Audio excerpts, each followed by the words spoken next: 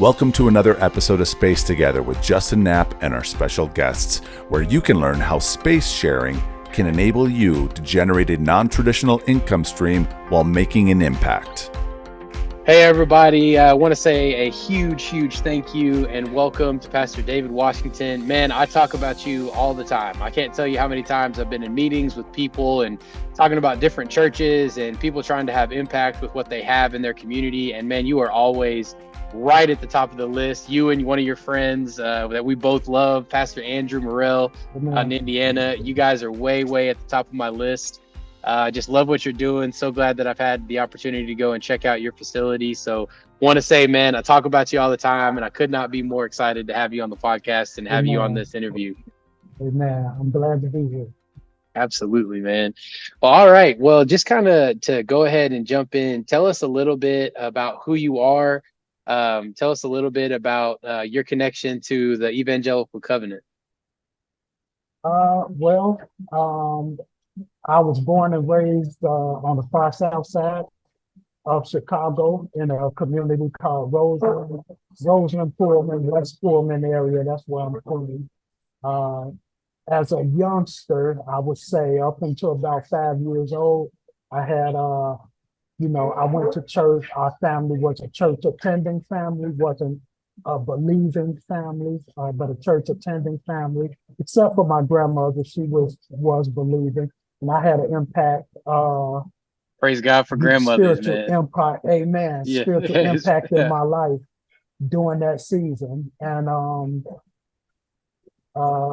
as I grew up in this area, which is a tough area, under-resourced area, gang-infested area, I learned the tricks of the trade, what we thought we needed to do to survive. That led me into heavy gang banging, heavy activity in gangs. In fact, I was the chief leader in one of the most deadliest gangs. Most deadliest gangs, largest man. gang. Wow. Largest, most deadly gang in South Chicago, man. Wow. Absolutely. And, I came to faith through the evangelistic ministry of the Salem Baptist Church of Chicago, which at that time was no more than about 200 people. And over the course of maybe from 1990 to 2000, grew to over 20,000 members. And wow. All through, or I wouldn't say all, but mainly through organic open air evangelism. And there's always more people that's not going to church in the community than there are people who are part of the church. So if we just do what Jesus said, we could grow our churches organically. So I was at Salem, of course, for maybe about 16, 17 years. And I ended up going to a church called Oakdale Covenant Church under the leadership of Dr. D. Dale Griffin. They are the largest African-American church in the Evangelical Covenant Church denomination. And I started by doing evangelism training for their church, speaking at different functions for their church. And when I felt like the Lord was leading me from Salem, I joined there. I served there for 9 years. Wow. I was their assistant pastor, their youth pastor as well. And in 2015, I left to plant Kingdom Covenant Church. So, wow, man. That's how I got into the covenant. I was raised Baptist. I'm still Baptist Covenant Church, I should say. Yeah, man, I love it, man. So what was it about the South Side that made you say, man, I'm gonna plant when I have this church, when I start, it's gonna be in the South Side. It's gonna be where I'm from. It's gonna be in my neighborhood. Can you elaborate on what led you to plant a church in the South Side of Chicago? Yes, I always knew I believe that light's supposed to go to dark places. So I was looking for the darkest places I could go. Initially, I was going to go to Inglewood, which is another challenging area in the city of Chicago. But the more in the beginning stages of planning, the more I thought about Inglewood, the more I said, Inglewood is just like where I come from, Roseland. And maybe about 20, not so far away, maybe about 20 minutes away from each other. And then I decided, why don't I go back like Moses to Pharaoh, say, let my people go? Yeah. Why don't I go back to the Yeah. community? I was raised in the community that I led gangs in, and the community that I brought drama and trouble to try to build up. And so that led me to go back to Roseland. I have a lot of grassroots connections there with the community as well as street figures in the community. And Yeah. very few pastors are able to talk to these kind of people and have a reputation and relationship. And so that's what caused me to go to Roseland. Man, that's tremendous, dude. I'm telling you, man, of course, with a testimony like yours, your ability to lead, you could have went anywhere, man. You could have went and got a job pastoring really anywhere, especially inside of the covenant. So, man, I just want to applaud you, man, for going back to where you were from and just truly deciding, man, no, push comes to shove, whatever, man, I'm going to invest myself into this community. I love that. So thankful for that, man. So that's awesome. That's absolutely awesome. Man, could you elaborate on the unique challenges and opportunities you faced while running a church in this particular neighborhood? Well, I think the most unique challenges for me were contextual challenges. Church planting is not dominant in African American church culture. Usually when there's a new church being formed or organized, it's out of an unhealthy situation. A church split, pastor get mad at a minister gets angry at the pastor and leave with half the church and start another church. And because of that, church planting was not really supported in the African American community or seen as something that's missionary. It's usually seen as something that is, a part of conflict or something that is unhealthy or someone being a renegade, going out doing their own thing. And so I had to navigate through these challenges, the lack of resources to plant a church. And not only are you dealing with the issue of not finding a lot of support from churches in your own community, you are actually dealing with issues of people who are going against your church because they feel like you shouldn't be, everyone should be called to an existing church. And many of our pastors have forgotten that every church was a church plant at some point.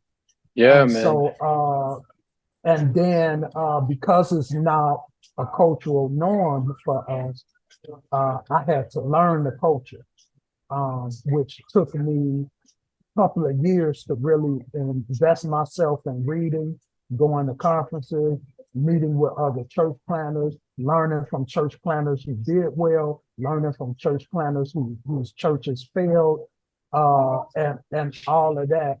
And then after learning the culture, I had to kind of dice and dissect and understand what things will work in my context and those things that may work for church planners in a different context, but not for my context.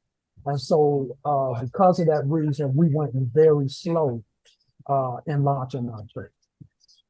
Wow, man. So it wasn't just the community that you were in having its own hardships, but even from your own, from the church, you had this incredibly hard time to actually get what you were doing into the ground, get it planted. And so you were facing opposition from other people that were essentially trying to do the same thing in investing in their community, and I think that's absolutely crazy, man. And so you faced this really on all sides. Yeah. Man, so I'm sure I'm going to applaud you a lot of times during this interview, but I just want to say, man, oh my goodness, man, God bless you for sticking that out. I know what it's like to plant churches. We planted 2. absorbed one, merged with one, did some stuff in the denomination and stuff. And man, I know what that feels like to really feel like you have a lot of momentum going and you're so excited. And it feels like all the churches around you that you think are also going to be excited are like, man, we got to keep you down. We need to separate ourselves from you. We're not sure about you. And it's like, man, I'd love to get to know you. I'd love to find out more about you. So man, again, just want to say I applaud you for that. And awesome. That's great. So you're clearly doing remarkable work in your community. Can you share some of the initiatives your church has been involved in and how they've helped to impact the community? Prison ministry is one, and that is prevention, intervention, and reentry. So we partner with other churches. One of the things that we're big on is collaboration, kingdom collaboration with other churches, other ministries, other organizations. So there are other prison ministries that are able to do some things that we're not able to do, and we work with. We adopted Lincoln Correctional Institute in Lincoln, Illinois. I also am an adjunct professor at North Park Seminary, and we have a program in Stateville Correctional Facility, and I've done some mentoring and teaching in that program, as well as going to we are volunteers that we can go into any institution in the state of Illinois. And so we've been to Jacksonville Correctional, we've been to East Moline and others, as well as even just this past Christmas, I did the commencement address for inmates that are re-entering society and had gone through a apprenticeship program for carpeting and welding with Chicago Land Prison Outreach. And our church got Christmas gifts for all of the inmates' children, so that they can give Christmas gifts to the children. We do a lot of outreach as well, just simple prayer walks in the community, simple open air evangelism in the community as well. And we adopt schools and park districts. So we have a park district right down the street from our church, and it's the largest park in the community, but it's underutilized. It's under-resourced as well. And there's not a lot of, when I was growing up, this park was flowing with programs and resources for the community, but now it's struggling. And I feel like if churches come around some of these other organizations that's helping to give our kids structured activities in a safe space, then we can turn the tide of some of the violence, and we can work in preventing some of the young people from going down the wrong road. So we are a go church, not to invite you to come church. Man, yeah. And I tell you what, David, too, so different from, many pastors. We'll have our vision statement, we'll have our mission statement, and we make big banners and we put them up on the wall, and we say this is what we're going to be about in our community, and this is what we stand for, and this is what our church is about. And then you become a part of the church really based on a lot of those things, and you find out that that's nowhere in existence. Everything that they said in their vision, a lot of things they said in their mission statement, it's nowhere. And that's just in action. But even in their culture, their vision and their culture has this massive void between the two. And then you have some folks that really will continue to preach that this is the vision, this is what we're going after in our community. They never take any steps toward the initiatives. They certainly don't overcome the things that you've overcome. And really, before I dive too much deeper into that, first of all, I want to say that you put your money where your mouth is, that you put your action behind what you said you were going to do. I could not respect that more. But one of the things I heard you say in there is that you've actually been able to partner with other people in your community and other ministries to go and do good, whether it be with inmates or with adopting schools and park programs. How did you overcome some of that initial adversity of other churches saying, this is a church plant, there must be something fishy? How did you still continue to build those bridges and make those connections? Well, one of the things that helped me is I'm not a stranger to the community. If you Yeah. ask about me, you'll find out about me. Yeah. At the grassroots level, as you know, through churches and other pastors, Reverend Dr. James T. Meeks is one of the most respected pastors in the Roseland community. He's my father in the ministry. I came through the Salem Baptist Church of Chicago, and his support helped people to see, oh, this is not a renegade person. Let's learn about this guy. And then when their research takes them beyond the church to see what I was doing in the 90s and where I come from, people find out, oh, this is the real deal. God is using this guy, and he's able to get to some people in places that a lot of us aren't able to get to. So that was helpful, you know. Wow. So that transformation and what the Lord did in your life was so real to the community around you and so real to the people that you engaged with. And it was such an authentic faith that you were able to say, hey, look, I'm doing this 100% because I love this community, because I want to invest my time, my life, my resources into bettering this place that I one time had harm in, into bettering this place that I call my home, that I say I'm from. And so it was really just the reality of the authenticity of your faith and what you've walked through that was able to really bridge a lot of those gaps. Yes, sir. Yes, sir. Man, And awesome, others man. to advocate for me, you know. Yeah. And I have a record on the streets as well as in the church that is verified and certified. Yeah, So it's the real deal. that helps. Man, amazing. Can you share an inspiring story or a specific incident that reaffirms your commitment to serving this community? Man, where do I start? I have a lot of stories. The most recent story, there's a young man at my church by the name of Donnell Winders. He began going to our church last year, and he just graduated from 8th grade. And to see how God is transformed, it's like, I'll do it this way. To see what God is doing in the lives of residents in the community because our church is there. Yes. That's the unique thing I want to focus on. Donnell has been reading the Bible, and he read the whole entire New Testament last year. This guy's in 8th grade, man. So he was in 7th grade. He read the entire New Testament. He's reading through the Old Testament this year. Last time I spoke to him, he was in the book of Ruth. I like, did you have any challenges with Leviticus? That's usually where people stop. Yeah. Man, this guy started breaking Leviticus down to me and talking about the priests. And so I saw that he was unique and God's hands was on him, and I've drawn him closer to me. As he reads, whenever he has questions, and trust me, he don't have the average Sunday school questions. You know, he is deeply engaged. So I believe that God is raising this young man up for something mighty. And he's just been very active in our church as an 8th grader, bringing his young friends to church. We have a discipleship program that we call Sunday Seminary.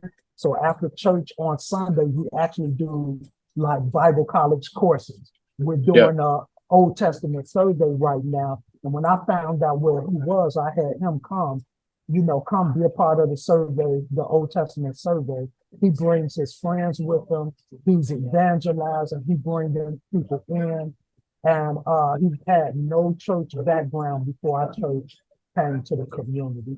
So he has been a powerful encouragement to us. And we are having a lot of traction in the community.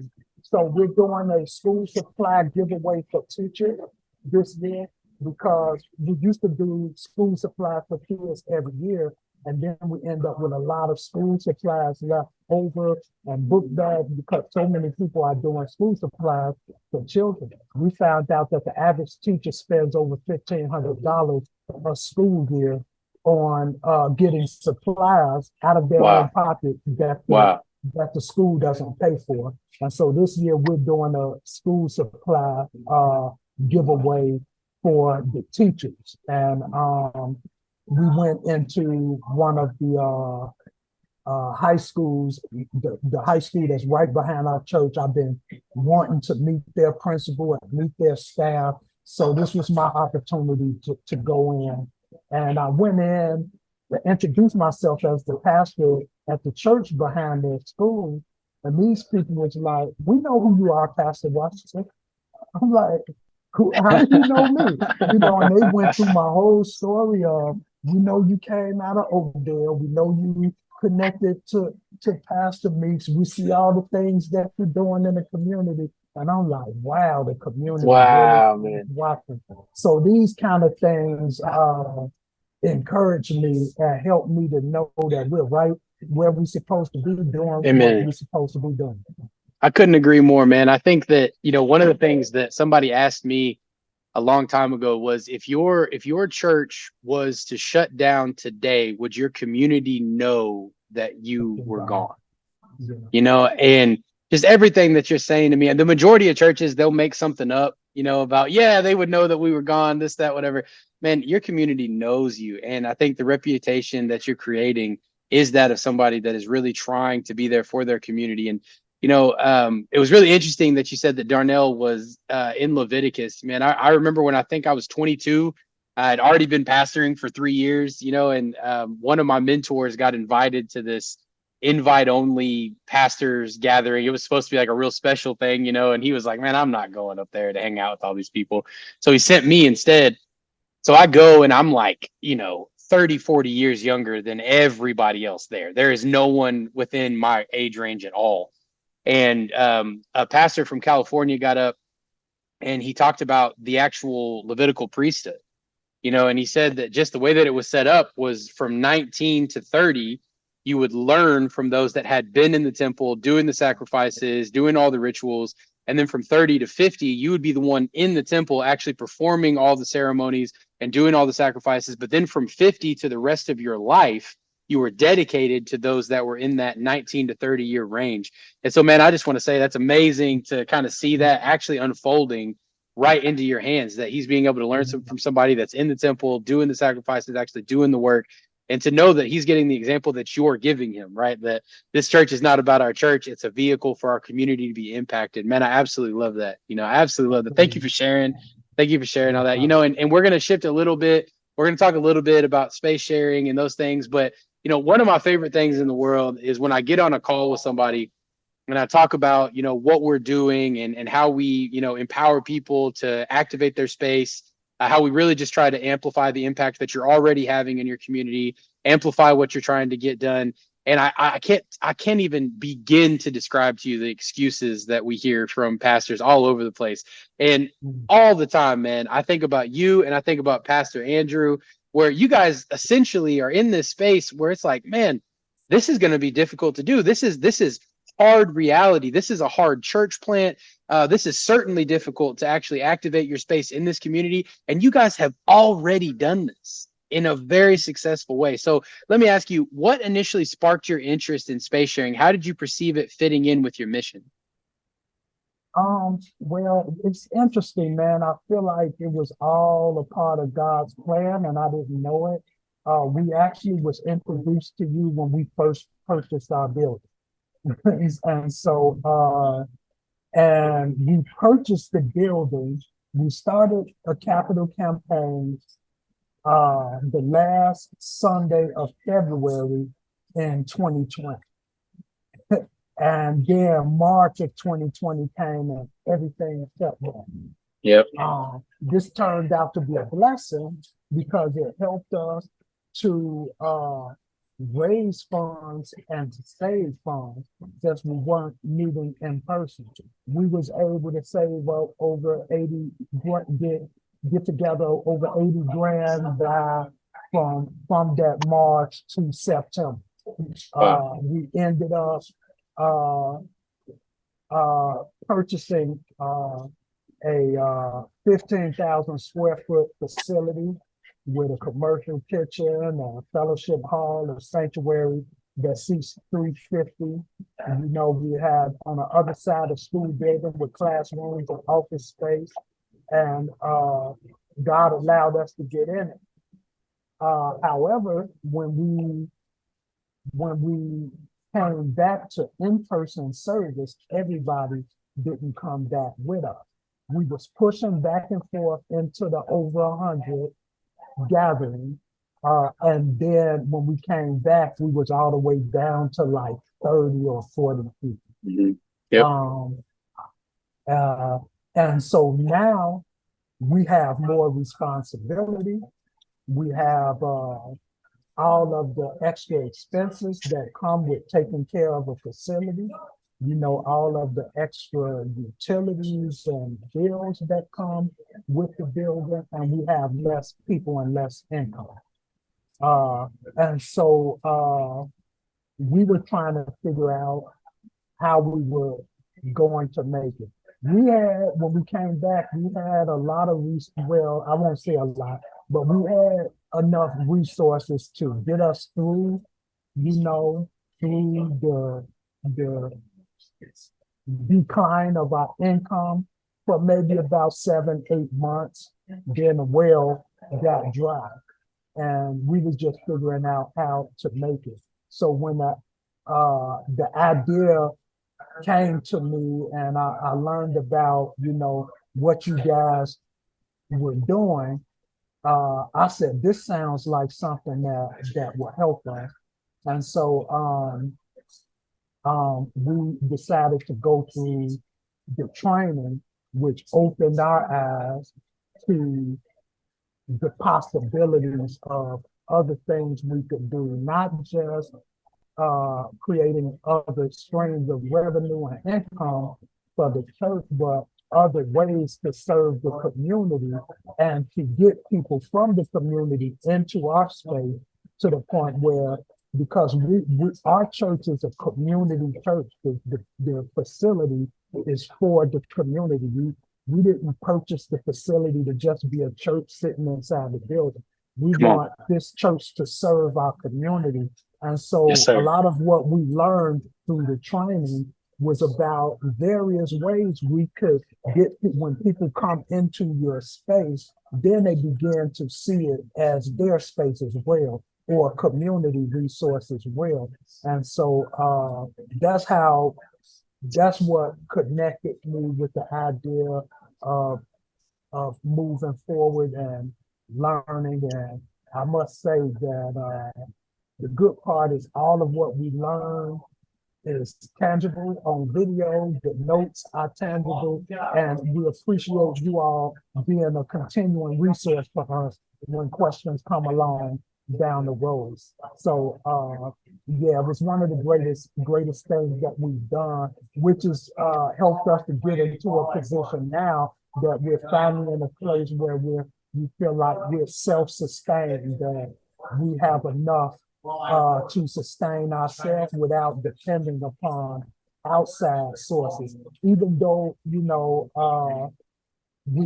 have outside people who support us, we feel like Kingdom is able to be here to stay because of the things that we learned from you guys. Man, that's amazing. That warms my heart, man. And I mean, at the same time, to know that Space Together being in existence is helping you do what you're doing. Man, I mean, I cannot express how important that is. I can't express how thankful I am to hear that story. That makes really all of it worth it for me, as far as I'm concerned. Just all the different things of getting a company going and crazy stuff, just running Space Together, hearing and knowing that pastors like you are able to continue impacting young people like Darnell and impacting all of the different, people that you are in your community, teachers and principals and, inmates, community groups, everywhere else, just because you decided to say, hey, this building that was purchased for this community is going to be activated by the community. I love it, man. Fantastic, Pastor David. Man, so we talked a little bit about the space sharing training, and that's a training that we offer to people, primarily really to our enterprise contacts like you guys with the Evangelical Covenant, but we also do sell this course to some of our individual providers. What were some of your key takeaways from going through that training? What were some things you learned during the course? Well, I learned that liabilities come with renting space, a Mhm. lot Yeah, of them, and yeah, to make sure that we have all our ducks in a row before we actually open the door to allow people into our space. Learning about, and I forget the language, but moving away from the leasing language to the permission yep, language to make sure, that if there are issues, we don't have to go through a lot of bureaucracy to get people out of our space correct. if they're not in line with the agreement. Things Yep, like making sure that you have security alarm and surveillance, which we have surveillance around our buildings now. Things like that uh, help us in good takeaways for me, I should say, from going through the training. And now it just helped me to be a better leader and how to think through things as well. Because you can have a good idea, you can be excited about it, and you're ready to go, but you're not counting the cost before you go could really cost you down the yep, road. And yep. so that was very helpful. I like the fact that you all allow us to have the video so that we can train our own people after we Yep. are trained. Because when Yes, sir. everyone learns to think that way and learn to see things the way that they need to be seen, it makes us a better church. And it does. It kind of enables you when you start really sharing that with the community that works with you, with your volunteers, with your staff. It really takes it out of that. This is a vision into this is our culture. This is Yeah. something that we are going to do. We are impact focused all the time. And I mean, I love what you guys are doing. I mean, I love how this is working. And, again, we've said this a couple of times, but when we're talking about vision statements and mission statements and all those certain things, there's no question about it. Just from a financial brass tacks perspective, with every church in America, the most valuable thing that they have on paper is their facility. So if your most valuable asset is not aligned with impacting the community around you, why do we have it? Just to have our church services, just to get people to come into what we're doing? Or can it be a go church? Like you said, can our facility in and of itself, the culture of our facility is that we go out into our community, and if we're bringing them in, it's to partner, not just so they listen to what we have to say. We're obviously going to be that person. We're going to be the person that can speak to them and speak into their life and all of those things, but we're going to allow the authenticity of our faith, the authenticity of our culture, to be what truly leaves a mark on the people that walk through our doors. And I love that about what you're doing, man. I love the culture that you're building. I want you to know that, Pastor David, and I could Amen. not honor and respect you more. Praise the Lord. Absolutely, man. Well, let me give one last thing. So finally, what advice would you give to other church leaders or community organizations considering Space Together, for all of your brothers and sisters that are already a part of the covenant, or other pastors that are around? What advice would you share with them in going through the training and sharing their space? First I'll say that sharing your space is a way to break the ice with the community. Um, you so one thing that I've recognized is um, it's easier to get the community to show up to things that the church is doing for the community when the community has already been invited into the space in other ways. Yep. And when I say community, I'm not only talking about the residents, but I'm talking about, businesses, other small churches, other church plants, other organizations, Yes, sir.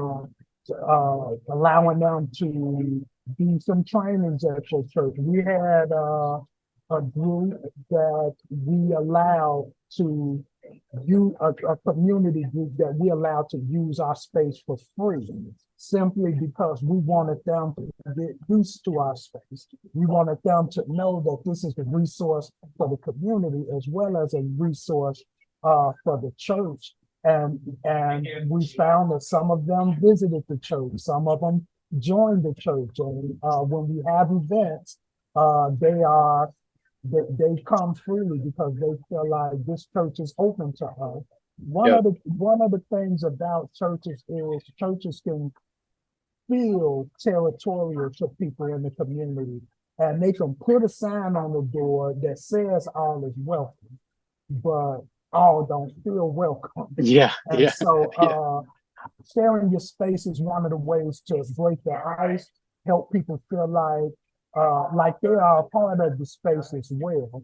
I also say, like I said before, there are pitfalls and liabilities that come along with renting your space and sharing your space with other people. And it's important to get professional training that will inform you and help you be prepared to do it safely and effectively. And it's not always about, it may not be about creating other streams of revenue for the church, but it may just be about building relationship and friendship with the community. So I would highly recommend it, whether you are urban church in an urban low-income community like me that needs it, where the average median income in Roseland is like $23,000 a year. So we are a small church in an under-resourced community where most of the people are not able to give a lot financially. So we have to figure out other ways to create revenue so that we can fund the ministry that we do. Sharing our space is one of the ways that we're able to do that. But then you have churches who do not have those kind of problems, but you had a problem of your church is growing old.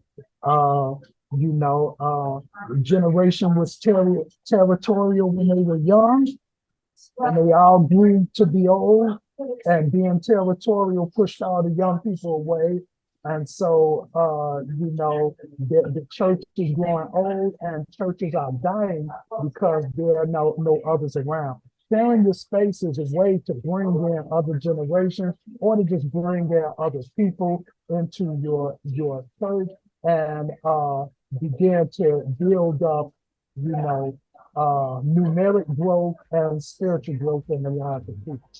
Definitely highly recommend it, especially if you're a church planner and God has blessed you with some space. He blessed you with it for a reason. Amen. Man, Pastor David, again, I could not thank you more for taking some time just to sit and talk. We've had this conversation before. This isn't the first time we've talked about this, so that was about as easy as it gets, man. But I just want to say again, I'm so thankful that you're on Space Together. I'm so thankful that you went through our training. I'm thankful that you're a part of the covenant. I'm so thankful that I got to meet you. And I look forward to the next time I can be out in Chicago and hang out with you a little bit more. Yes, sir. The bishop got you. All right. Talk about the exact opposite of that story, man. Yeah. Amen. Yes, sir. All right. Well, man, thank you so much. Yeah, I really appreciate you. Yes, sir. Yeah, we'll see. Well, I'll see you next time. Okay. God bless. Thanks for watching this episode of Space Together. I'm sure you found it really informative, engaging, and rewarding. So join us at spacetogether.com today and begin generating revenue by impacting the community around you.